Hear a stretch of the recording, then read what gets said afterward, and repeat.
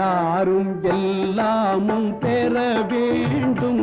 இங்கு இல்லாமை இல்லாத நிலை வேண்டும். எல்லாரும் எல்லாமும் பெற வேண்டும். இங்கு இல்லாமை இல்லாத நிலை வேண்டும்.